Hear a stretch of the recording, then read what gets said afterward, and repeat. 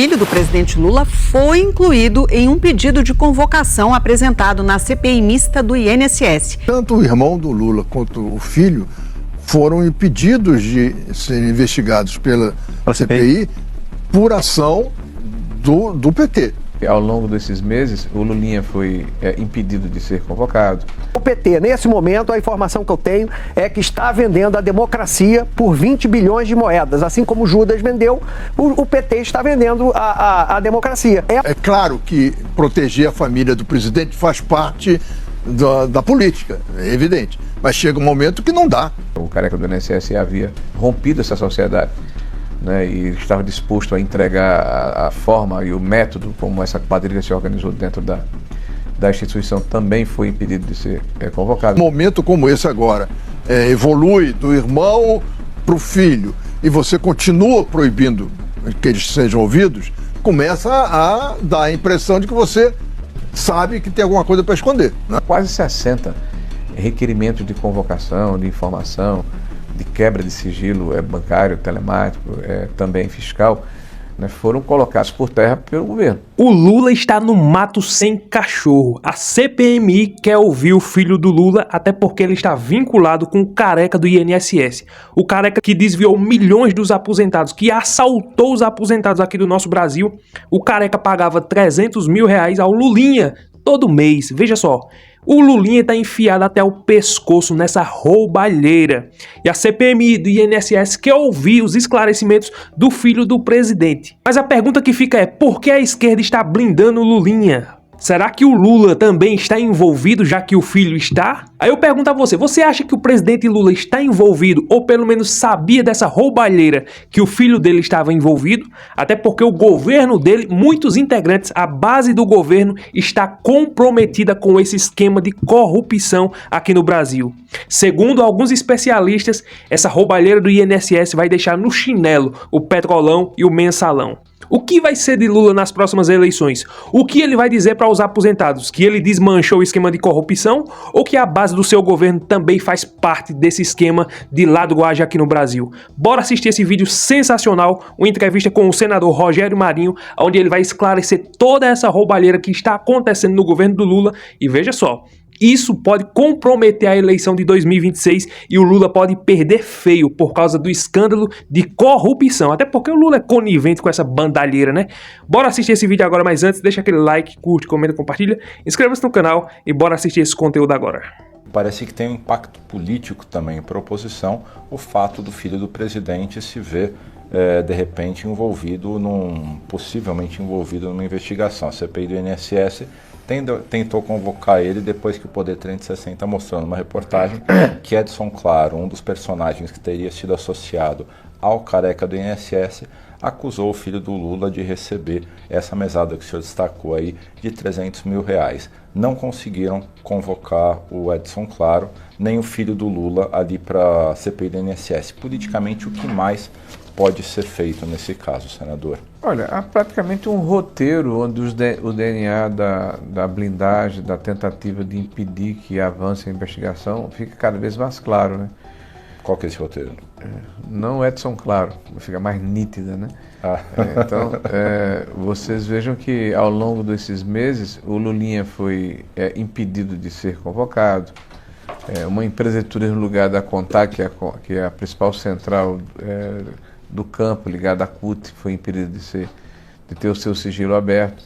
A senhora Roberta Luxingen, que recebeu agora a tornozeleira, né, se impediu que ela fosse convocada. A senhora Daniele Fonteles, que é publicitária, que agora foi presa também, se impediu que fosse convocado. O Edson Claro, né, que é um sócio do Camilo, que é o careca do INSS, havia rompido essa sociedade, né, e estava disposto a entregar a forma e o método como essa quadrilha se organizou dentro da instituição, também foi impedido de ser convocado. O senhor Gaspar, né, que é assessor do atual senador Everton, também preso agora, também foi impedido de ser convocado. Então, quase 60 requerimentos de convocação, de informação, de quebra de sigilo bancário, telemático, também fiscal, né, foram colocados por terra pelo governo. né, pelos membros do Partido dos Trabalhadores e os seus aliados que estabeleceram uma maioria, e essa maioria, na hora da votação dos requerimentos, tem de forma assertiva e milimétrica retirado de pauta e votado contrariamente a convocação desses personagens, e muitos deles foram presos já na anterior e agora. Então a própria instalação da CPMI impediu o que nós chamávamos de investigação seletiva, né?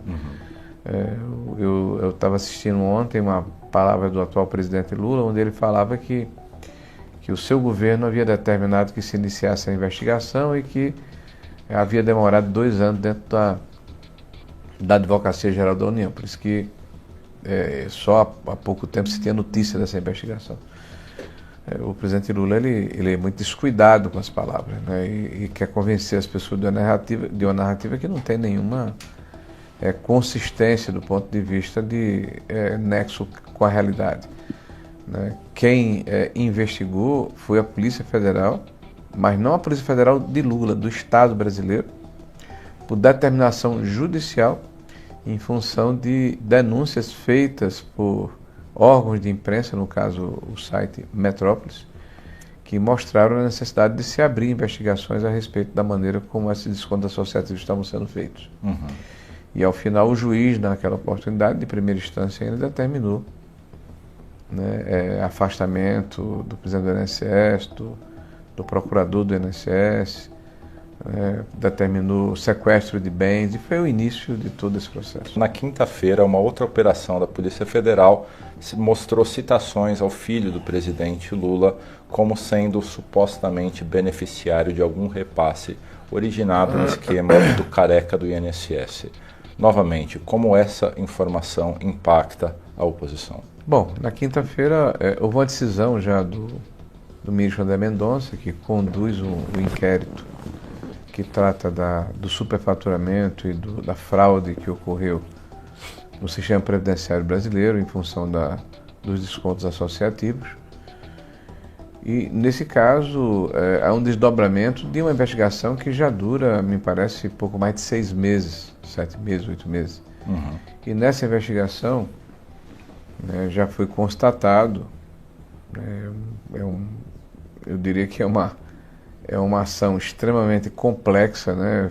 Foram montados núcleos dentro do sistema previdenciário, diversos entre si, mas com o mesmo objetivo, assaltar o bolso do aposentado brasileiro.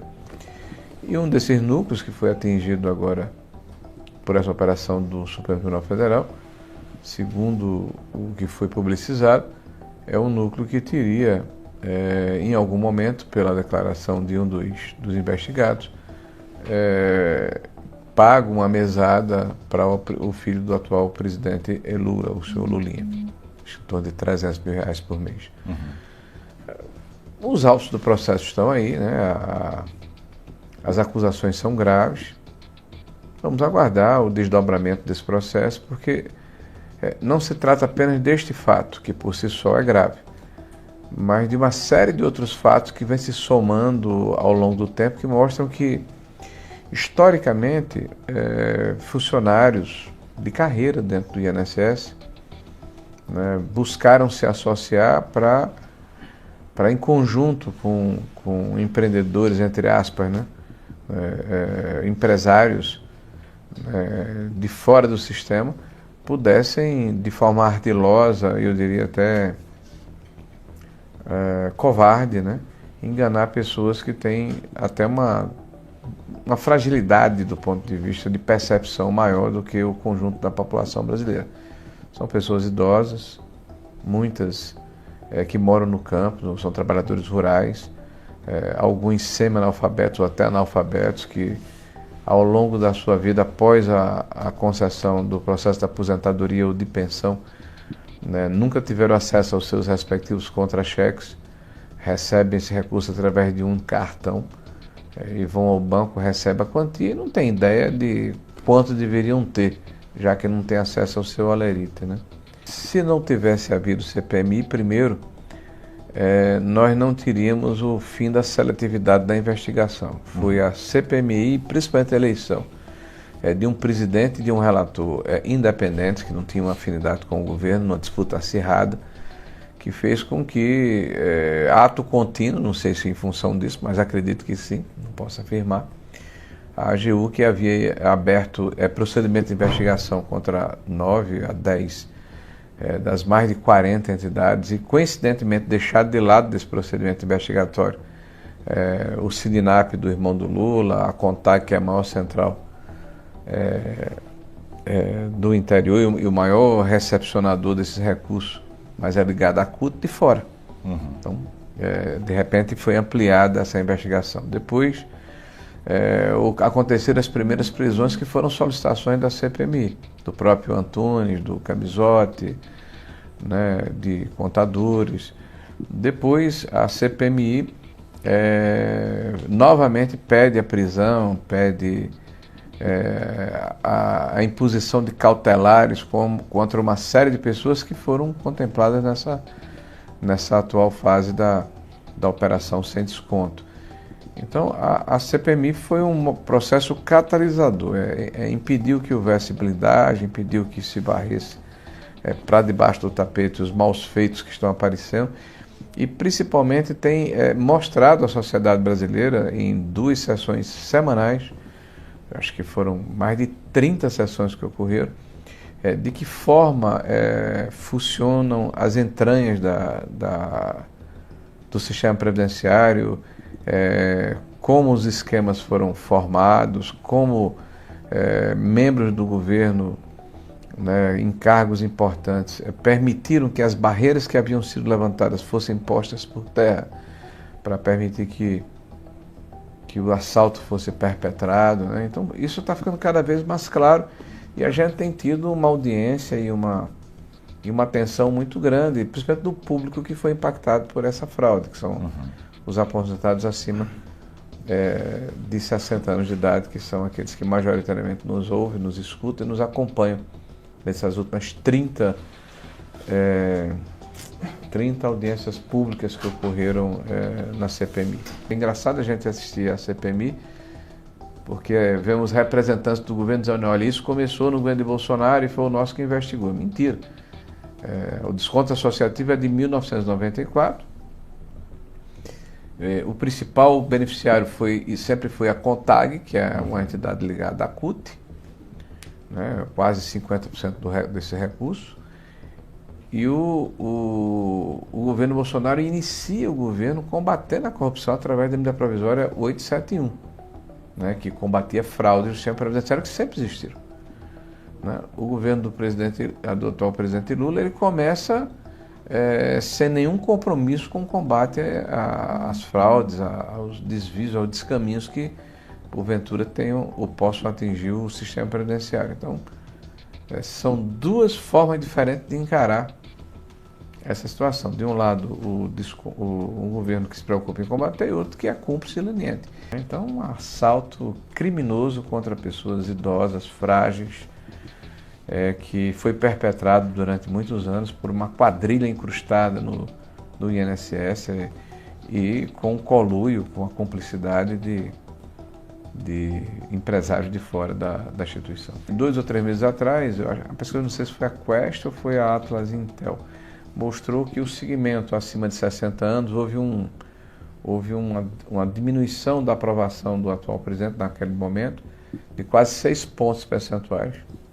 né, e um aumento da sua rejeição em quase 4 pontos, que somado dariam 10 a 11 pontos nesse segmento acima de 60 anos de idade. Então há uma percepção na sociedade cada vez mais clara de que não tem sentido a narrativa que o PT estabelece dentro da comissão, de que o governo Bolsonaro montou uma estrutura para roubar o aposentado e entregar sindicatos de esquerda ligados ao PT, à CUT, ao CGT, à Força Sindical. Então é uma narrativa tão inverossímil, tão desprovida de fundamento, que a população não está engolindo e está entendendo cada vez maior número, né, de que este governo do PT sempre conviveu com a corrupção, e no caso da Previdência não foi diferente, só que é muito execrável, ou muito mais execrável, porque se trata de roubo a velhinhos e aposentados. Já existe alguma espécie de articulação? Porque provavelmente o presidente Lula vai vetar. Já existe algum acordo para derrubar esse veto? Porque é algo que está logo ali.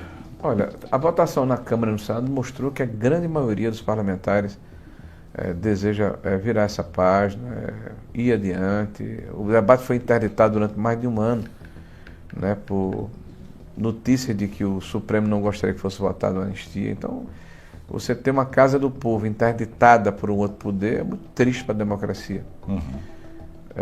Se o presidente Lula vetar, não me surpreende, apesar de eu dizer que é lamentável. Porque o Brasil tem um histórico de mais de 40 anistias. O próprio presidente Lula foi beneficiário de uma anistia. Recebe uma quantia de reparação todo mês, ele foi reintegrado à vida pública e à vida civil. Hoje é presidente da República. Coadjuvário do presidente, o que tem a mesma visão de mundo da esquerda, foram governadores, senadores da República, deputados federais. Então, por crimes, inclusive, muito graves, sequestro, roubo de banco, luta armada contra o governo naquela ocasião. Então, aí diz, a justificativa é que se lutava contra a ditadura. Vários deram depoimento que pegaram arma naquela época dizendo que não lutavam por democracia, coisa nenhuma, lutavam pela ditadura do proletariado. Se ele vetar, ele vai mostrar, até usei uma frase lá atrás, que ele tem muito mais retrovisor do que para-brisa, olha sempre para trás com rancor, com ódio, com um sentimento de vindita, de vingança contra pessoas humildes, pessoas simples, né, que foram colocadas como um objeto a ser odiado, a ser temido, a ser execrado, porque foram à praça pública mostrar a sua inresignação na forma como foi conduzida a última eleição. E o senhor acha que em algum momento houve algum risco de a democracia cair, de um novo poder ser instituído por esses processos de 8 de janeiro de 2023? Olha, imagine as senhoras que estavam lá com bíblias e com bandeiras, né, sentarem-se à cadeira do presidente da República ou do presidente do Senado, do STF, e declararem que estavam tomando o Estado brasileiro sem armas, sem articulação, sem líderes, com um gesto simbólico, sem nenhuma efetividade, sem nenhuma possibilidade de materialização. Um evento que, quando ocorreu, o próprio ministro da Justiça, que estava, que hoje é ministro do STF, que estava no prédio e assistiu a todo o processo, né, afirmou que as imagens do seu ministério, que filmaram o seu ministério, onde estavam as forças da Guarda Nacional que não interviram, o próprio movimento de invasão dos prédios, essas imagens foram perdidas. E ele não tem um contrato.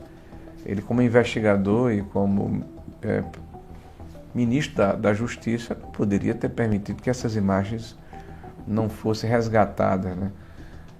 Então nós achamos que o que houve foi uma grande baderna, e eu diria até com o fato de que as forças de segurança não conseguiram fazer o enfrentamento adequado, como aconteceu em várias outras oportunidades, com grupos até menores. Tenho defendido desde o início de que isso não é a forma de se protestar, não concordo, e quem foi identificado e com a culpa individualizada deveria ser processado, mas não pelo STF, porque é um princípio do juiz natural que determina que pessoas sem foro serão julgadas na primeira instância.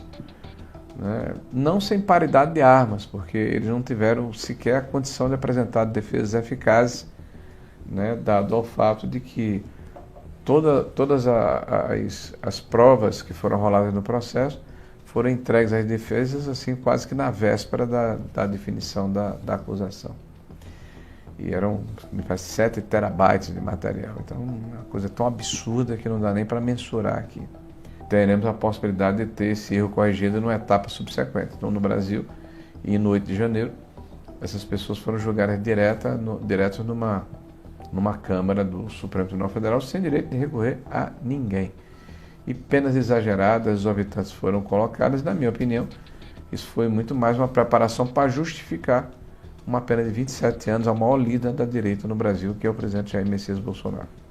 Então, como é que eu boto 27 anos numa pessoa né, se aqueles que, entre aspas, ou em tese, perpetraram, materializaram o que nós chamamos aqui de golpe ou de plano do golpe, estão sendo condenados a 2, 3, 4 anos. Então tem que carregar nas tintas.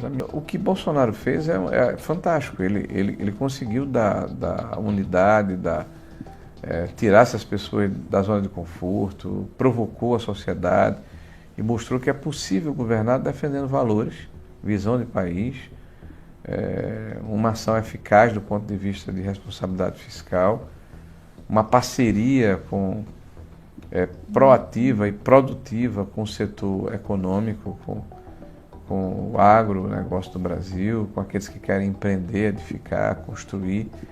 Então ele foi, sem dúvida nenhuma, um dos grandes presidentes que o Brasil teve nos últimos 100 anos. E talvez o maior líder popular da nossa história. O Flávio, ele é a continuação desse processo, com uma diferença.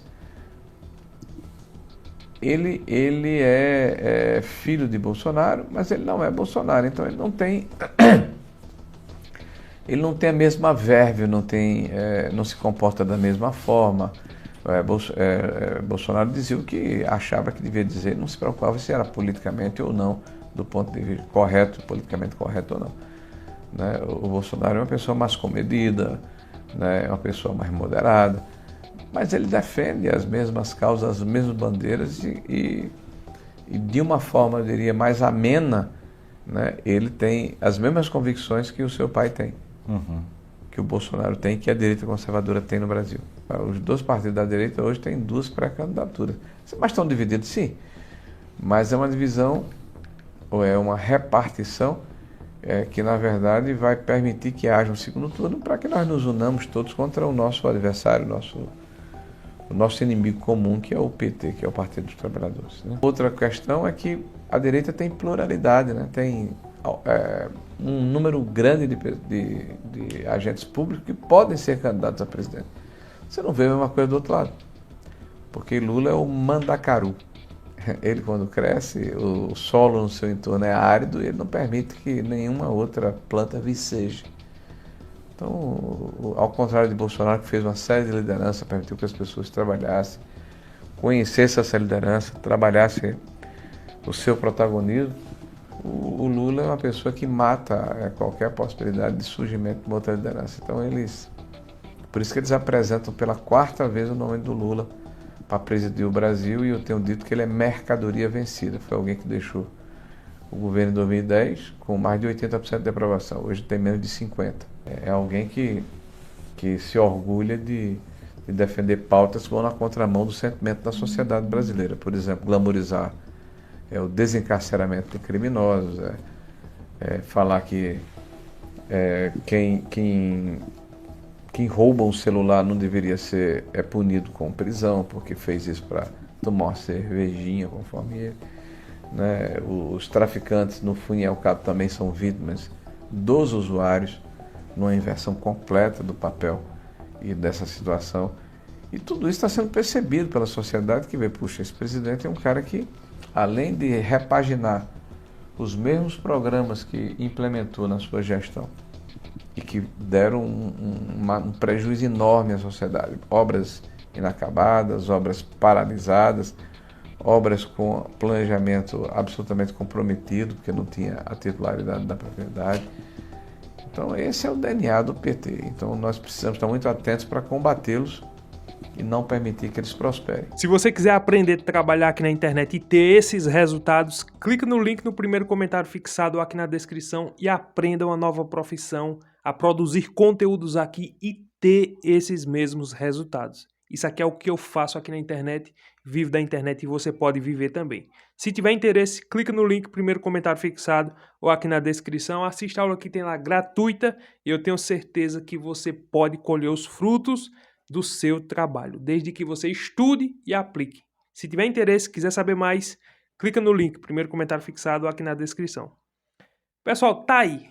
O esquema de corrupção está vendo luz diante dessas trevas. O esquema que está comprometendo o governo Lula. Veja só, a base do governo Lula, o Lula, está em total desespero. O Lula fica concedendo essas entrevistas, dizendo, não, pode investigar todo mundo, se meu filho estiver envolvido, que investigue também. Ele quer passar a imagem para o Brasil como se ele não soubesse de nada, mas ele foi quem desmontou o esquema de corrupção. Eles ficam vendendo, a esquerda fica vendendo essa imagem. Mas se o Lula não tem o que temer, se foi ele que desmantelou o escândalo de corrupção e a culpa é de Bolsonaro, então por que o filho dele está envolvido? Por que não querem trazer nem o Lulinha e nem o irmão do Lula para a CPMI do INSS? Se o Lula não deve nada, então por que a base do seu governo na CPMI fica blindando alguns nomes para que eles não vá lá prestar esclarecimento? Então, nós olhamos assim, e veja só, os jornalistas da Globo, eles colocaram o dedo na ferida. Parece que o Lula não está pagando direito à Globo. Eu não sei o que está acontecendo, porque os jornalistas esquerdistas da Globo, nem eles estão aguentando mais passar a mão, porque está tão escancarada a corrupção, está tão nítido, está tão claro, que nem eles conseguem esconder mais. Ou seja, eles jogam para cima do Lula. Lula, te vira, roubalheira do teu governo. Integrantes do governo agora estão sendo investigados, presos. Ou seja, não é coisa que está acontecendo no governo passado, não. Porque a narrativa deles aconteceu no governo Bolsonaro. Beleza, aconteceu lá. Vamos supor que aconteceu lá. E por que então os integrantes do seu governo estão tudo envolvido? Se aconteceu no governo Bolsonaro, por que o filho do Lula está envolvido? Porque o irmão do Lula, que é um vice-presidente de um dos sindicatos, também está envolvido, porque o sindicato que o irmão do Lula é vice-presidente, só aquele sindicato desviou milhões. Então, se não tem o que temer, por que essa blindagem? Nós sabemos que se o careca do INSS, o careca, o que roubou, o chefão, o chefe da quadrilha que ficou multimilionário com essa fraude aqui no nosso Brasil. Se ele fizer uma delação, o Lula se prepara, porque ele não ganha nem que ele faça milagre, ele ganha mais as eleições. Mas o povo está de olhos abertos. Ainda bem que essa CPMI tem como presidente e como relator duas pessoas que não são ligadas ao governo. Porque se fosse dois integrantes do governo como presidente e relator, não ia dar em nada. Como diz aquela frase que eles sempre usam lá, ia ser apenas o chazinho das 5. Ou então ia acabar em pizza, não ia dar em nada. Se fosse depender somente da Polícia Federal, do Andrei, né, que é o chefe, que é amigo do Lula, não ia dar em nada também, porque eles iam blindar. Se fosse depender de um relator no Supremo Tribunal Federal, que não fosse o André Mendonça, se fosse Alexandre de Moraes, Flávio Dino, Zanin, como relator da CPMI, lá no Supremo Tribunal Federal, ia dar no quê? Não ia dar em nada também, porque eles iam blindar o máximo possível. Mas o André Mendonça já está colocando Polícia Federal atrás, né? Lulinha, já tem um integrante, já tem um senador, o Everton, né? Do Maranhão, que foi investigado, comprou uma fazenda por 15 milhões, tem pista de pousar avião e tudo na fazenda dele. Mas ele deu uma entrevista dizendo que o avião não era dele, era emprestado e ele pegava a hora que ele queria. Que conversa fiada. Veja só, o cara tá atolado até o pescoço e é da base do governo do Lula. Ou seja, o Lula tá comprometido, o seu governo tá. Ele não adianta ele querer dourar a pílula ou tapar o sol com a peneira para dizer, não, veja bem, eu salvei os aposentados, estou ressarcindo todo mundo. Conversa fiada, o povo não é besta não, o povo tá muito bem informado. Então, essa entrevista que o senador Rogério Marinho trouxe luz a muita coisa, que eu tenho certeza que você não vai ver muitas dessas informações na grande mídia, mas tem um senador de respeito, que é o senador Rogério Marinho, que expôs a verdade diante dessa entrevista. Se você gostou do vídeo, deixa aquele like, curte, comenta, compartilha, se inscreva no canal e até o próximo vídeo, se Deus permitir.